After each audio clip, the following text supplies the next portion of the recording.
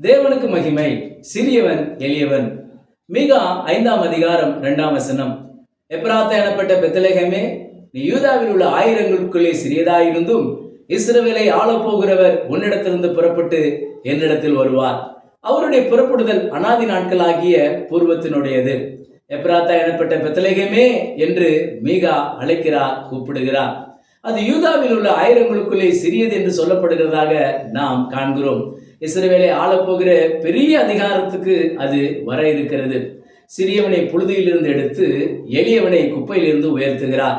அவர்களை பிரபுக்களோடு உட்காரவும் மகிமையுள்ள சிங்காசனத்தை சுதந்திரிக்கவும் பண்ணுகிறார் என்ற அன்னாளின் ஜெபத்தோடு கூடிய பாடலே இந்த உண்மையின் காரணம். எப்ராத்தா எனப்பட்ட பெத்லகேம் சின்னவன் என்ற இடத்திலும் எளியவன் என்ற இடத்திலும் தன்னை வைத்துக் கொண்டபடியினால் எவ்வளவு பெரிய உயர்வை அடைகிறதாக நாம் காண்கிறோம். சாமுவேல் தான் முதல் பெயர்சபா வரைக்கும் பெரிய தீர்க்கதரிசி என்று அனைவராலும் போற்றப்படக்கூடிய காரணம் இதுவே. தாவீது நான் நீசன் அர்ப்பன் என்று பெண்களுக்கு முன்பாக தாழ்த்தி மைமைப்படுத்தக்கூடிய இடத்திலே உயர்ந்தார், மேன்மையாய் உயர்த்தப்பட்டார் என்ற சாட்சியை 2 சாமுவேல் 23ஆம் அதிகாரம் 1ஆம் வசனத்திலே நாம் காணலாம். அப்போஸ்தலர் எல்லாரும் சிறியவன் என்ற இடத்திலே பவுல் அப்போஸ்தலர் அனைவரிலும் பெரியவர் என்ற இடத்தை பெற்றார். எல்லாரிலும் நான் அதிகமாக பிரயாசப்பட்டேன், ஆகிலும் நான் அல்ல, கிருபையே என்று 1 கொரிந்தியர் 15ஆம் அதிகாரம் 10ஆம் வசனத்திலே பவுல் எழுதுகிறார். நாம் சின்னவன் என்ற இடத்திலே நம்மை காத்துக்கொள்ள வேண்டும். பெரியவன் என்று நாம் நம்மை ஒத்துக்கொள்ள கூடாது. யாக்கோப்பை விட நீர் பெரியவரோ? யோவான் 4ஆம் அதிகாரம் 12ஆம் வசனம். ஏசாயா 17:4 யாக்கோப்பின் கொழுத்த தேகம் மெலிந்து போம். ஆமோஸ் 7:2 யாக்கோப்பு சிறுத்து போனான், யாரால் எழுந்திருப்பான் என்று எழுதப்பட்டிருக்கிறது. யாக்கோப்பு பெரியவர் என்று அநேகரால் உயர்த்தப்பட்டாலும் முடிவிலே யாக்கோப்பின் சந்ததியார் தாழ்வில் இறங்கினார்கள். ரோமர் 11ஆம் அதிகாரம் 26ஆம் வசனத்திலே யாக்கோப்பின் அவபக்தி என்று எழுதப்பட்டிருக்கிறது. தேவ பக்தியை விட்டு அவபக்திக்கு யாக்கோப்பின் சந்ததியார் சென்று விட்டார்கள். எனவே சின்னவன் என்ற இடத்திலே நம்மை காத்து கொண்டால் உயர்வும் மேன்மையும் நமக்கு கிடைக்கும். எப்ராத்தா எனப்பட்ட பெத்லகேமிலே சல்மோன், ராகாப் என்னும் வேசி, அவர்களுடைய குமாரன் போவாஸ், இவர்களை நாம் காணலாம். அதாவது சல்மோனும் ராகாப் என்னும் வேசியும் பெத்லகேமிலே வந்து சேர்ந்திருக்கலாம். போவாஸ் பெத்லகேமிலே தான் பிறந்தார் என்பதற்கு ஆதாரம் இல்லை. ஆனால் ஓபேத் பெத்லகேமிலே பிறந்தார் என்பதற்கு ஆதாரம் இருக்கிறது. ஈசாய் பெத்லகேமிலே பிறந்தார் என்பதற்கு ஆதாரம் இருக்கிறது. தாவீதும் பெத்லகேமிலே பிறந்தார் என்பதற்கு ஆதாரம் இருக்கிறது. மீகா 5:2 சொல்லப்பட்ட தீர்க்க தரிசனம் ஏற்கனவே தாவீதில் அது நிறைவேறின தீர்க்க தரிசனம். ஒரு நிறைவேறின உண்மை ஒரு நிறைவேற போகிற தீர்க்க தரிசன வசனத்துக்கு ஆதாரமாக இருக்கிறது. எப்ராத்தா எனப்பட்ட பெத்லகேமிலே தாவீது பிறந்தார் என்பது உண்மை. யூதாவில் உள்ள ஆயிரங்களுக்குள்ளே சிறியது என்ற இடத்திலே தன்னை நீசன் அர்ப்பன் என்று தாவீது தன்னை தாழ்த்தினார் என்பதும் உண்மை. முழு இஸ்ரவேலையும் ஆளக்கூடிய அதிகாரத்தை அடைந்து கொண்டார் என்பதும் உண்மை.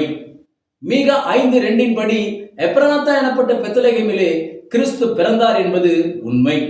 அது மெய்ப்பொருக்கும் சிமியோனுக்கும் ஏறக்குறைய 80 வயதுள்ள அன்னாளுக்கும் சாஸ்திரிகளுக்கு மாத்திரமே தெரிந்த நிகழ்வு. எனவே இது ஒரு பிரச்சனையாக, வாதமாக யூதர்கள் மத்தியிலே இருக்கிறது.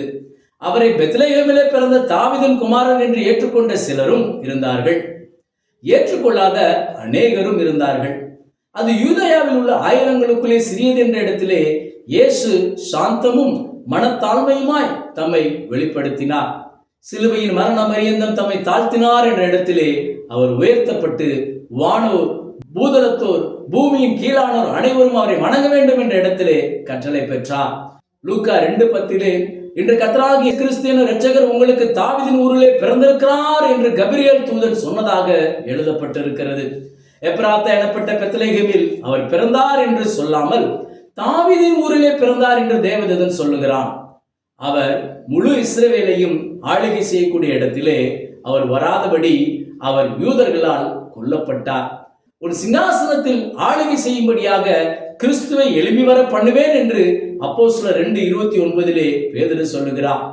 16 சங்கீதம் 10-11 வசனங்களிலே, என் ஆத்மாவை பாதாளத்தில் விடீர், உம்முடைய பரிசுத்தமான அழிவை காணமுட்டீர், ஜீவ மார்க்கத்தை எனக்கு தெரியப்படுத்தினீர் என்று தாவீது சொன்னதாக எழுதப்பட்டிருக்கிறது. இது கிறிஸ்துவின் உயிர்த்தெழுதலை குறித்து பேதுரு ஆதாரமாக சொன்ன திருவசனங்களாக இருக்கிறது. இதற்கு ஒப்பு கொடுத்த பல ஆயிரக்கணக்கான யூதர்கள் ஆதி சபையிலே ஐக்கியமானார்கள். மீகாவின் தீர்க்க தரிசனம் 7 வருட உபத்திரவ கால முடிவிலே 1000 ஆண்டு அரசாட்சியிலே வர இருக்கிறதாக இருக்கிறது. இஸ்ரவேலின் 12 கோத்திரங்களிலும் முத்திரை போடப்பட்டவர்கள் 1,44,000 பேர் என்று வெளிப்படுத்தல் 7:4 எழுதப்பட்டிருக்கிறது. எனவே எப்ராத்தா எனப்பட்ட பெத்லகேமிலே இயேசு பிறந்தது உண்மை.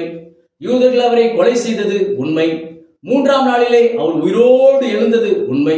கர்த்தருடைய ரகசிய வருகைக்கு பின்பு 7 வருட உபத்திரவ காலத்துக்கு பின்பு அவர் இஸ்ரவேல் ஜனங்களை ஆளுகை செய்ய இருக்கிறார். இதுவே மீகா 5:2 சொல்லப்பட்ட தீர்க்க தரிசனத்தின் நிறைவேறுதல். அந்த அரசாட்சியில் நாமும் காட்சியளிப்போம். கர்த்தர் உங்களை ஆசீர்வதிப்பாராக. ஆமேன்.